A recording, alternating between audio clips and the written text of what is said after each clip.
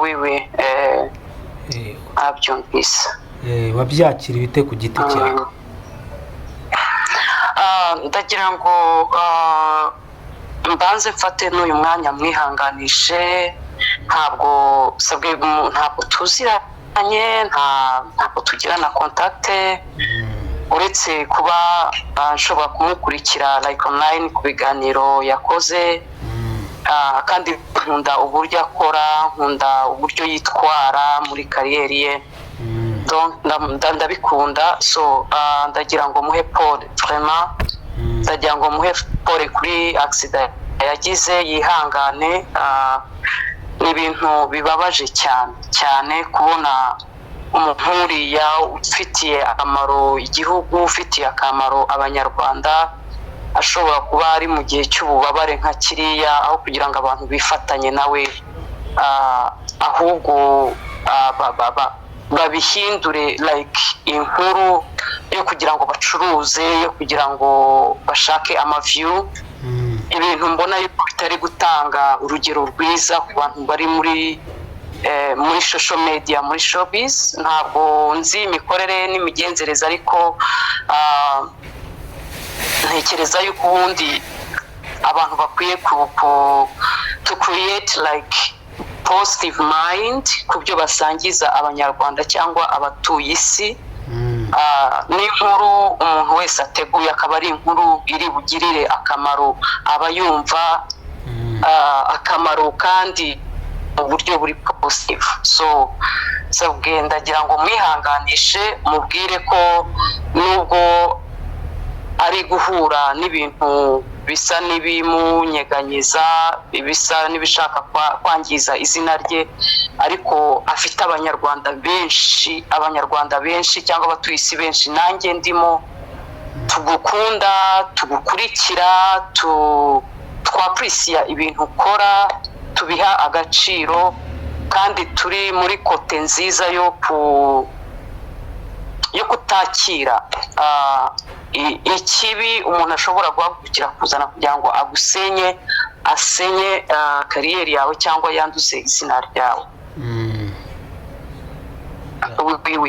Actually muri bike nabashije kumva cyangwa kureba, ntabwo nishimiye uburyo abantu bamwe kabisa babifashe nk'amahirwe babonye yo kugira ngo bangize izina ry'umuntu. Ubona yuko hari abantu bafite black hat, nabyita it's a black hat, kuba umuntu muri we agambira kudakora ikintu cyiza kuri mugenzi we, naho twaba dushaka inyungu, naho twaba dushaka ubuzima, naho twaba turimo gukorera amafaranga, ariko ni byiza ko tuyakorera mu buryo bwiza, kubera ko iyo biba ibintu bibi usarura ibintu bibi. Abantu bose bari gufata umwanya wabo kugira ngo bangize izina rya Sabwe, bamwime hejuru, avantage y'ikibazo yagize kugira ngo babivanemo amaronko n'amaramuko, ntabwo ari imbuto nziza barimo kubiba. Donc barimo gukora ikintu kibi, kandi bitege yuko igihe cyose ukora ibintu bibi uba azabisarura ahandi hatari muri Sabwe, kuko Sabwe ni umwuga gukora neza. Nkunda uburyo akora ama interviews, nkunda uburyo agira ikinyabupfura, nkunda uburyo donc abantu bose ahostinze, ni ibintu bigenda neza, akora neza, ni urugero rwiza abantu bose bari muri kariyeri nk'iye bakagombye kwigiraho. Ntabwo ari ibintu byoroshye kuba ushobora gufata umuntu ufite abantu bamukurikira barenga 1 million, abantu bamukurikira, ngo nurangiza wumve yuko juste wowe ushobora muri ako kanya gusenye, wanduza izina rye, ugire gutekwa. Natwe turareba, dushyira mu gaciro. So Sabwe afite ibigwi umuntu adashobora kuza kuvanga mu masaha, adashobora kuza kuvanga mu cyumweru ngo abihindure ubusa bikunde, ntabwo bishoboka. Ndizera ntashidikanya ko mfite abanyarwanda abakunzi basabwe bameze nkanjye bumva ibintu nkanjye bafite the same understanding like me. Yes. Sabe ndumva yaragukoze ku mutima cyane pe. Yes niko bimeze. Nkunda uko akora ibintu neza, donc nicyo gituma nshobora no gufata n'umwanya nk'uyu nkagira icyo mvuga ku birimo kuba. Ese Sabe niki wamukundiye mu by'ukuri gituma wafata umwanya ukaduhamagara ukatuvugisha mu gihe twebwe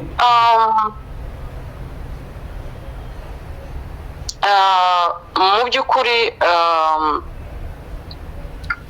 nkunda uburyo akora umwuga we, awukorana umurava mwinshi, awukorana ubupfura bwinshi, awukorana ubumuntu bwinshi, donc afite abantu bose bari mu mwuga nk'uwo akora bakagombye kwigiraho bagafata izo ndangagaciro bakazishyira mu bikorwa. Ni role model, akwiye kuba role model w'abantu bari mu mwuga w'itangazamakuru bakorera online. Ni role model, n'umuntu ugiye natanga nk'icyitegererezo mu bintu byose nshobora kuba narakurikiye byo Sabwe akora.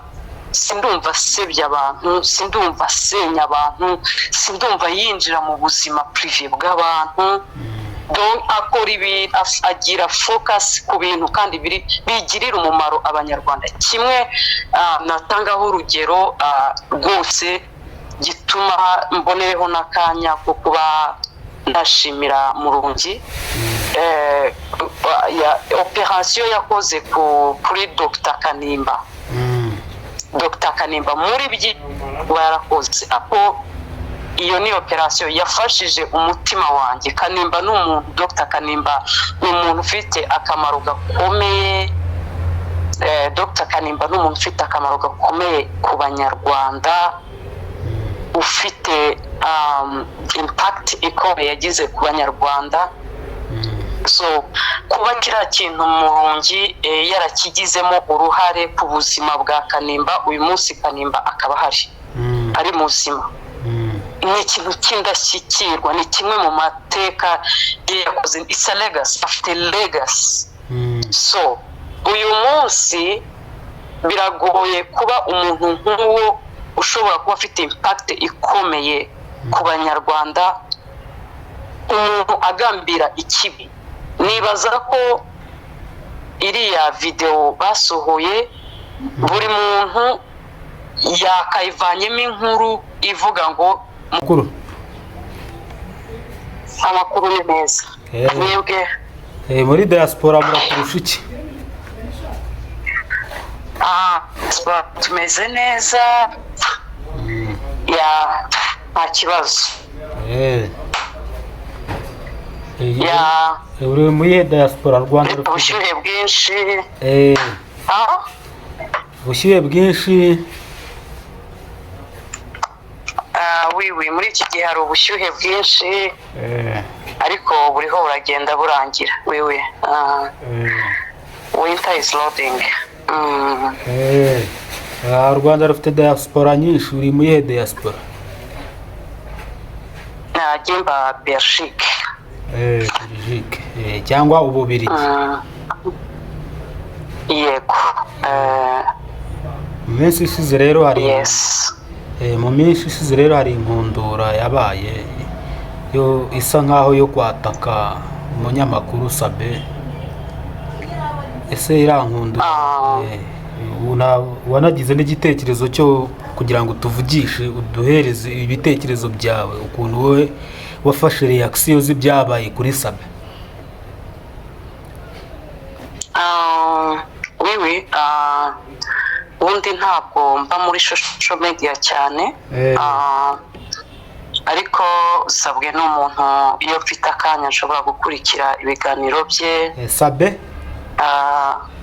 Oui, rimwe na rimwe iyo mfite akanya ndashobora gukurikira ibiganiro bye. Ni umunyamakuru, donc ubona yuko yitwara neza mu mwuga wiwe ya mu minsi ishize rero aherutse kugira ibyago aravunika. Uko kuvunika kwe ngira ngo warabyumvise. wiwe abyumvise. Wabyakira ibite ku giti cyawe? Ndagira ngo mbanze mfate n'uyu mwanya mwihanganishe. Ntabwo tuziranye, ntabwo tugirana kontakte, uretse kuba nshobora kumukurikira like online ku biganiro yakoze. Kandi nkunda uburyo akora, nkunda uburyo yitwara muri kariyeri ye, ndabikunda. So ndagira ngo muhe pole vraiment, ndagira ngo muhe pole kuri accident yagize, yihangane. Ni ibintu bibabaje cyane kubona umuntu uriya ufitiye akamaro igihugu, ufitiye akamaro abanyarwanda, ashobora kuba ari mu gihe cy'ububabare nka kiriya, aho kugira ngo abantu bifatanye nawe, ahubwo babihindure like inkuru yo kugira ngo bacuruze, yo kugira ngo bashake amaview. Ibintu mbona yuko bitari gutanga urugero rwiza ku bantu bari muri social media, muri showbiz. Ntabwo nzi imikorere n'imigenzereze, ariko ntekereza yuko ubundi abantu bakwiye to create like positive mind ku byo basangiza abanyarwanda cyangwa abatuye isi. N'inkuru umuntu wese ateguye akaba ari inkuru iri bugirire akamaro abayumva, akamaro kandi mu buryo buri positive. So ndagira ngo mwihanganishe, mubwire ko nubwo ari guhura n'ibintu bisa n'ibimunyeganyiza, bisa n'ibishaka kwangiza izina rye, ariko afite abanyarwanda benshi cyangwa abatuye isi benshi, nanjye ndimo, tugukunda, tugukurikira, twaprisiya ibintu ukora, tubiha agaciro, kandi turi muri kote nziza yo kutakira ikibi umuntu ashobora guhagurukira kuzana kugira ngo asenye kariyeri yawe cyangwa yanduze izina ryawe. Actually muri bike nabashije kumva cyangwa kureba, ntabwo nishimiye uburyo abantu bamwe kabisa babifashe nk'amahirwe babonye yo kugira ngo bangize izina ry'umuntu. Ubona yuko hari abantu bafite black heart, nabyita it's a black heart, kuba umuntu muri we agambira kudakora ikintu cyiza kuri mugenzi we, naho twaba dushaka inyungu, naho twaba dushaka ubuzima, naho twaba turimo gukorera amafaranga, ariko ni byiza ko tuyakorera mu buryo bwiza, kubera ko iyo biba ibintu bibi usarura ibintu bibi. Abantu bose bari gufata umwanya wabo kugira ngo bangize izina rya Sabwe, bamwime hejuru, avantage y'ikibazo yagize kugira ngo babivanemo amaronko n'amaramuko, ntabwo ari imbuto nziza barimo kubiba. Donc barimo gukora ikintu kibi, kandi bitege yuko igihe cyose ukora ibintu bibi uba azabisarura ahandi hatari muri Sabwe, kuko Sabwe ni umwuga gukora neza. Nkunda uburyo akora ama interviews, nkunda uburyo agira ikinyabupfura, nkunda uburyo donc abantu bose ahostinze, ni ibintu bigenda neza, akora neza, ni urugero rwiza abantu bose bari muri kariyeri nk'iye bakagombye kwigiraho.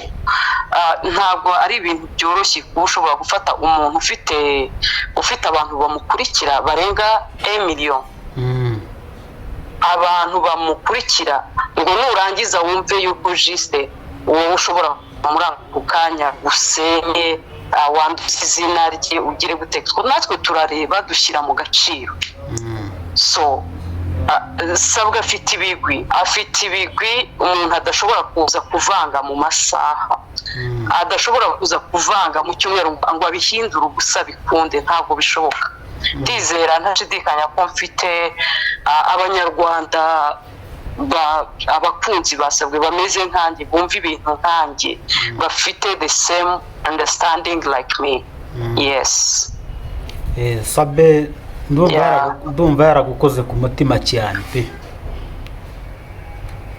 Yes, niko bimeze. Nkunda uko akora ibintu neza, nicyo gituma nshobora no gufata n'umwanya nk'uyu nkagira icyo mvuga ku birimo kuba.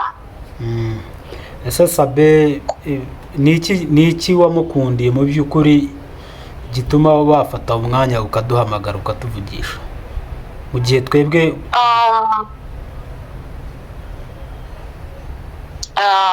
mu by'ukuri nkunda uburyo akora umwuga we, awukorana umurava mwinshi, awukorana ubupfura bwinshi, awukorana ubumuntu bwinshi. Afite abantu bose bari mu mwuga nk'uwo akora bakagombye kwigiraho, bagafata izo ndangagaciro bakazishyira mu bikorwa.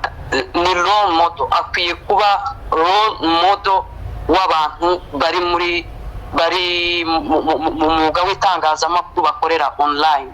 Ni role model, n'umuntu ugiye natanga nk'icyitegererezo mu bintu byose nshobora kuba narakurikiye byo Sabwa akora. Sindumva asebya abantu, sindumva asenya abantu, sindumva yinjira mu buzima privé bw'abantu.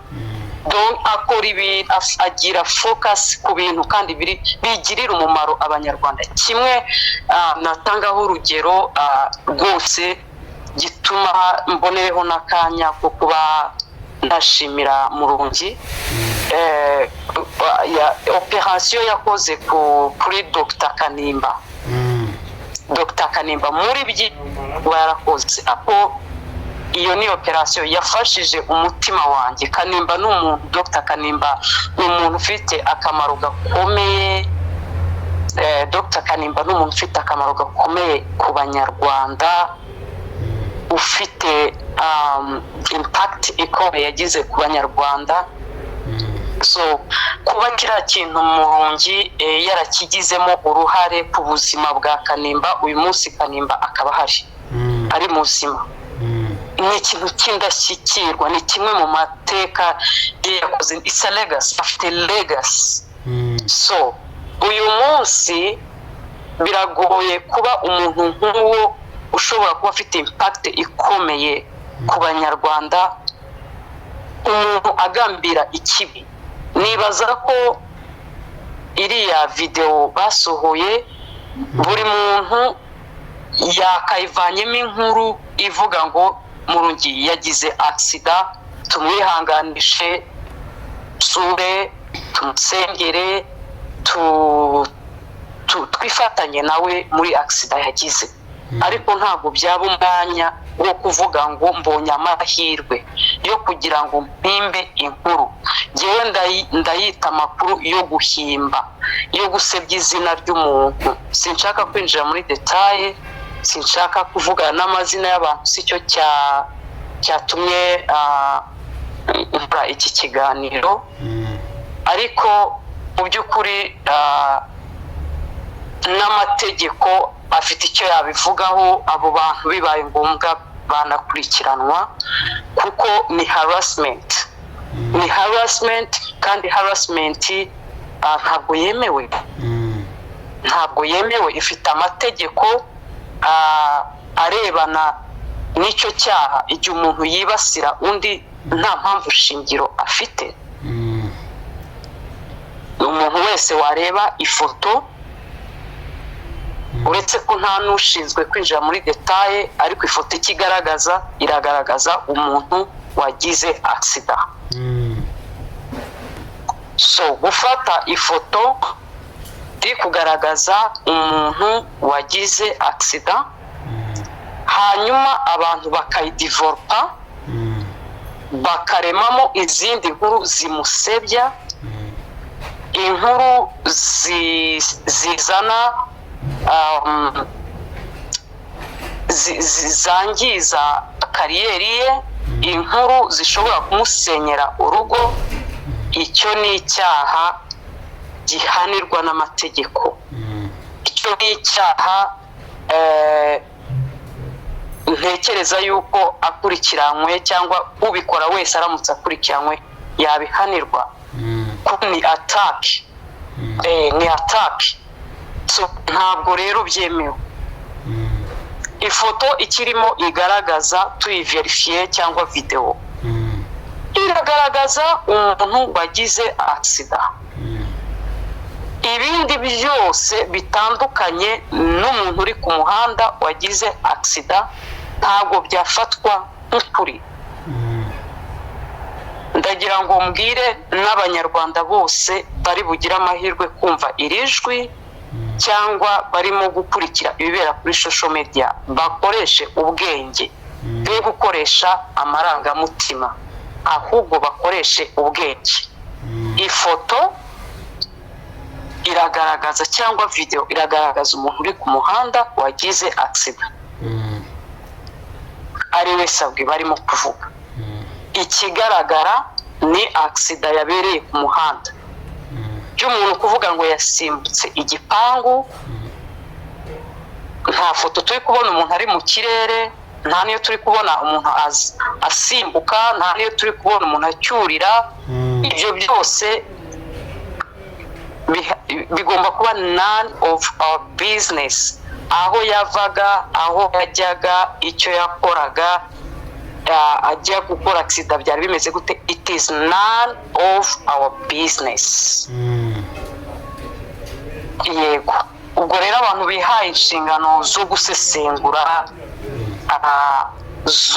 zo gutara, zo kurema inkuru kugira ngo babone views, kugira ngo bacuruze ayo mafaranga. Mu by'ukuri ntabwo ari amafaranga meza kuko aranduye. Niyo mpamvu nabyitaga umuntu ufite black heart. Ni jalousie ikomeye ufite mu mutima. Ni icyaha kugirira umuntu ishyari kugeza aho winjira mu buzima bwe privé, kugeza aho wumva ko ugomba gusenya ubuzima bwe, ugomba gusenya urugo rwe. Yes, views uri buyabone. Hanyuma indi nyungu iri mu gusenya urugo rw'umuntu, gusenya ubuzima bw'umuntu ni iyihe? U Rwanda rufite abaturage barenga 14,000,000. Muri 14,000,000 Sabwe afite abamukurikira 1,000,000. Fata 13,000,000 zigarurize mu bundi buryo bwiza. Ndibaza yuko kugira harassment nk'iyo, ukagira attack nk'iyo umuntu nk'uyu abanyarwanda bakunda, ufite abakunzi benshi, ukora ibintu bizima, ukora ibintu bisobanutse, ahubwo bamwe bashobora no kubihomberamo. Kuko iyo poor content ndamutse ngukurikira nabihagarika umunsi, uwo munsi, kuko ibyo utanga ni uburozi, ni ubutwa. Ntabwo ari byo, ntabwo ari byiza. Twabigaye, twabinenze.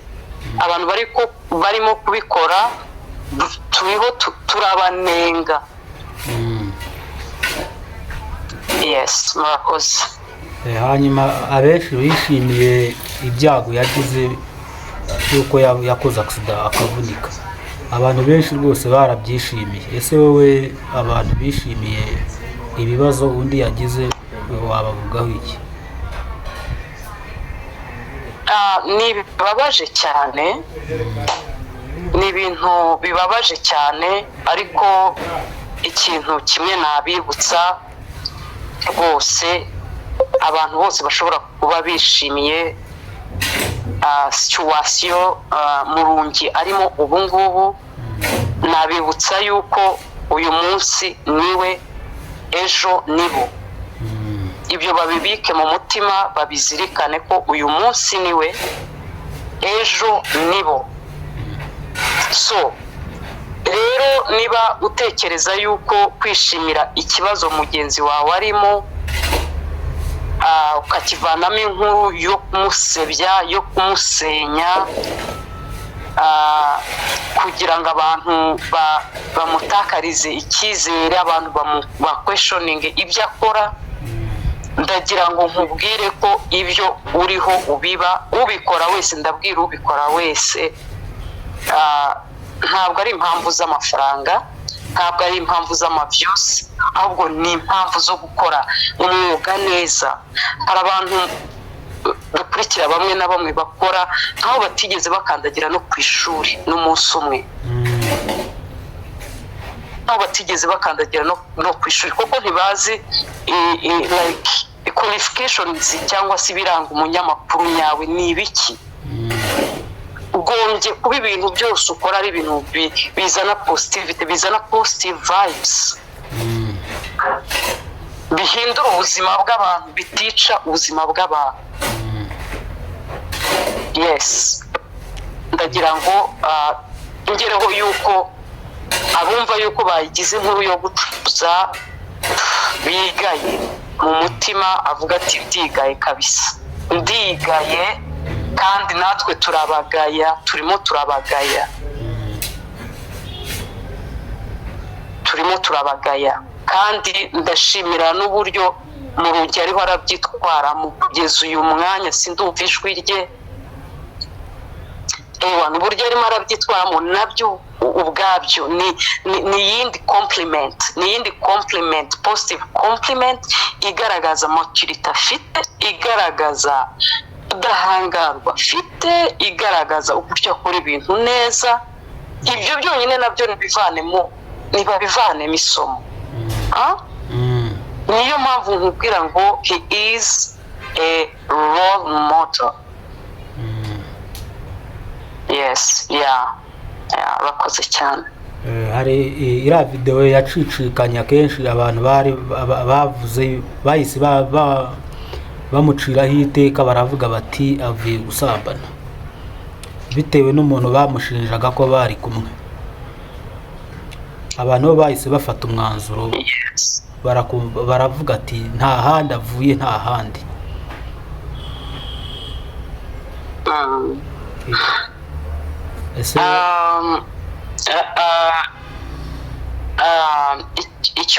icyo nabivugaho, keretse umuntu ufite ubwenge buke, umuntu utanariza, umuntu iriya kesi iroroshye kwijija, nanabisobanuye, ntabwo ndi bunabitindeho. Number one, umugabo kuba agendana n'igitsina gore nta cyaha kibirimo, kuko ntawuzi imibanire yabo n'uburyo bakorana umunsi ku wundi. Ibyo ni ibyabo, nta wundi bireba, ni none of our business. Nk'uko nabivuze, umuntu wese ushobora kujija iyi kesi ashingiye kuvuga ngo twababonanye and so what. Yes, wababonanye and so what. Kugendana ni ibisanzwe, kuvugana ni ibisanzwe, n'ejo bundi uzababonana and so what. So yego bari kumwe, accident yabaye bari kumwe and so what. Ibyo bivuze yuko basambanye. No, nta hantu bihuriye. Ayo mashusho barimo kugaragaza n'amafoto barimo kugaragaza, umuntu yakoze accident ari kumwe n'undi. Yes, ni accident yabaye, ahubwo inkuru yose yakaba ivuga iti yagize this, tumuhe Paul, tumube hafi. Nibyo ngibyo abanyarwanda, abakunzi be, nibyo dukeneye kumva no kubona. Naho kuri nge no ku bandi babyumva kimwe nanjye, ndagira ngo rwose icyo kintu kibe kiri clear, yuko video ntihagije yo kuvuga ngo umuntu ari kumwe n'undi kubera ko ari kumwe n'undi bavuye gukora iki kintu, nta hantu bihuriye. Icya kabiri, bihaje kuvuga amarangamutima yawe. Abantu barimo gushaka amaviyu, ariko uburyo barimo kuyashakamo bari kugaragaza amarangamutima aho kugaragaza ubwenge mu mwuga wabo, aho kugaragaza ubuhanga mu mwuga wabo. Barazana amarangamutima mu mwuga. Muri kariyeri ntabwo bakora amarangamutima, hakora skills, hakora ubumenyi. So there is lack of knowledge. Biragaragara yuko they are beginners, ariko nubwo ari aba beginners nta base bafite, nta base bafite. Donc barasa nk'abantu babyutse mu gitondo agatekereza ikintu akaza, ariko mfite n'impungenge ko byubagireho n'ingaruka zikomeye. Kameme birabaho ingaruka ikomeye, barabikuramo isomo, kandi kugira ngo n'abandi banyarwanda babirebereho bifuza kujya mu mwuga nk'uyu, bamenye ko gukora ibintu neza nibyo dukeneye nk'abanyarwanda, kuduha ibintu bizima, ibintu bitari amatiku. Ubundi birasuzuguritse kubona umuntu ashobora gufata isaha ye agacuruza amatiku. Kameme ni ikintu gisuzuguritse, ni ikintu kigayitse. Niyo mpamvu nkubwira ngo twaprisiya uburyo Murungi akoramo itangazamakuru rye, uburyo abyitwaramo. Ni nayo mpamvu abantu benshi bakweshoninga ntacuruza ifoto ye, ntabwo agombye gucuruza n'ifoto ye. Nta nubwo nkanjye sinzi uko asa, nanahuye nawe mu nzira namucaho, vraiment namucaho, namucaho, akunze uko asa, ariko atanga icyo abanyarwanda bakeneye gifasha abantu. Yahinduye ubuzima bw'abantu benshi, kandi ndagira ngo nkubwire ko ngira ngo na 40% cyangwa 50% y'abantu bashobora kuba baraje muri iyi kariyeri arimo, bashobora kuba barabaye inspired by him. He is inspiration to many. Babaye attracted n'uburyo akora ibintu, ahubwo niba bahitagamo gukora ibintu neza nk'uko abikora, nibwo byagenda neza. Positive mind ku nkuru, positive mind igihe uriho uganiriza abantu, positive mind igihe utegura inkuru yawe.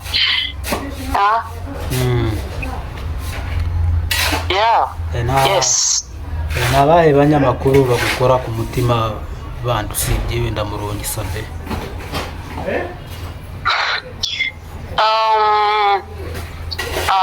Njyewe rwose nkunda abantu bakora ibintu neza, bakabikorana ubupfura, bakabikorana umurava, bakabikorana ubunyangamugayo, bakabikorana ubuhanga, bakabikora ntawe babangamiye, ntawe bakomekeje, ntawe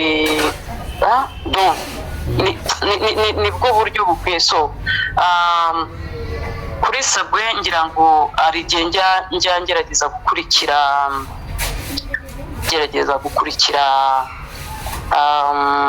uyu munyamakuru ukora muri RBA yitwa Imbabazi Gerard. Nta gikoramo yavuye, yarasize. Imbabazi yarasize nta gikoramo. Okay. Afite ariko shene, afite shene yiwe. Abo ni abanyamakuru babiri. Mu by'ukuri ntabwo ari ukuvuga ngo, ntabwo ndimo kuvuga kiramo amarangamutima, n'abandi bashobora kubiverifiya ibintu mvuga, uzasanga ari abantu bagiye bakora ibintu byabo no kugeza uyu munsi, ugasanga nta muntu bakweshoninga, ugasanga nta muntu ufite ikibazo icyo ari cyo cyose, nta muntu akomeretsa, nta nkuru bakora ibangamira sosiyete, izana ibibazo mu bandi, yataka bagenzi babo barimo gukorana. Baba bakwiye kurebera ku bantu nk'abo. bahindura ubuzima bw'abantu. Usanga intego yabo ari ugukora umwuga wabo ariko bazana impact nziza muri sosiyete. Ibyo nibyo dukeneye, nibyo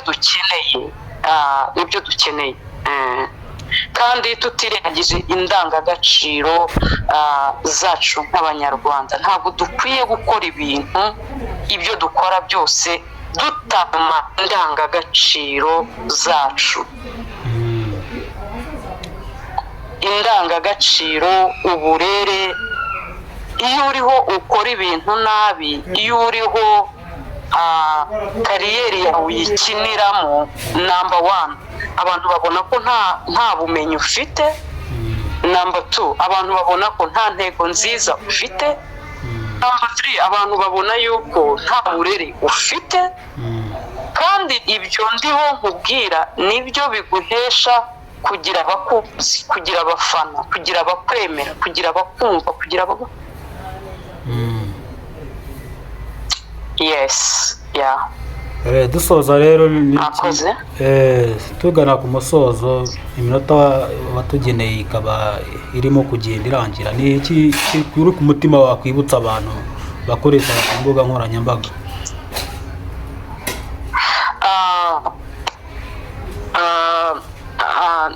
Numva yuko ubutumwa nagenera abantu tuba ku nkoranyambaga, hari natwe tuzizaho, nuko utanga comment yatanga comment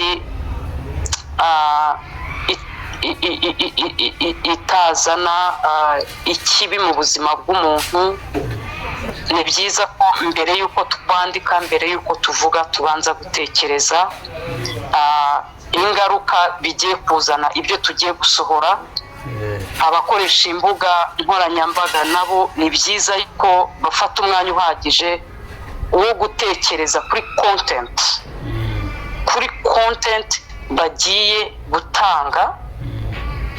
Bavuge iyi content ngiye kwitanga, ingaruka nziza zirimo ni izihe, ingaruka mbi zirimo ni izihe.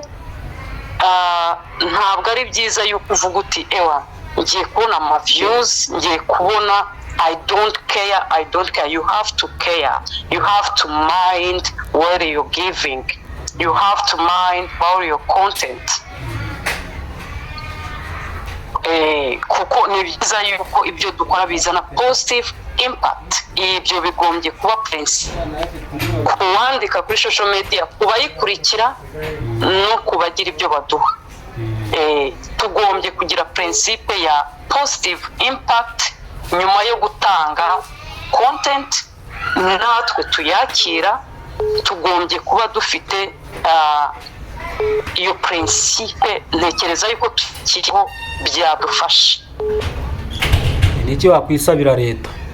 Yes. Ni iki wakwisabira leta? Leta yacu ibyo ikora ni byiza, ntabwo ibyo nafata umwanya wo kubitindaho cyane. Akazi kabo bagakora neza nk'uko kagombye gukorwa, kandi nanasaba ko bikomeza. Nta nubwo ndinda kubisaba, bikorwa neza mu buryo bigomba umunsi ku wundi. Kuko iyo umuntu asaba ikiri ariko deja kirahari. Yes, deja kirahari. Inshingano zabo zikorwa neza, n'uyu munsi zirakorwa neza kandi zizakomeza gukorwa neza. Yes, tunayishimira cyane. Turagushimira n'abari badukurikiye. Ubundi ntabwo dukora ibiganiro bya showbiz cyane, ariko byabaye ngombwa yuko umuntu udukurikirana aduhamagara kugira ngo atugezeho icyari ku mutima, icyari kimuri ku mutima bitewe n'ibyavuzwe ku munyamakuru mugenzi wacu Sabe. Yes, mwakoze cyane kungenera uyu mwanya. Nongera kwihanganisha Murungi ku bubabare yagize bwa sida. Turizera yuko azamera neza kandi bikagenda neza. Uyu munsi icyo nakongeraho ni kimwe, nuko nimugoroba hashobora kuza kwaduka indi inkuru kabisa, ibi bakabyibagirwa, kuko biragaragara yuko gucuruza online bikaze muri iyi minsi. Ni ibintu biri burangire, yes, ni ibintu biri burangire. abantu nkunze kumva bavuga yuko ngo amatiku niyo acuruza muri showbiz nyarwanda. Turagushimira. Ariko yes, mwakoze cyane. Sawa sawa.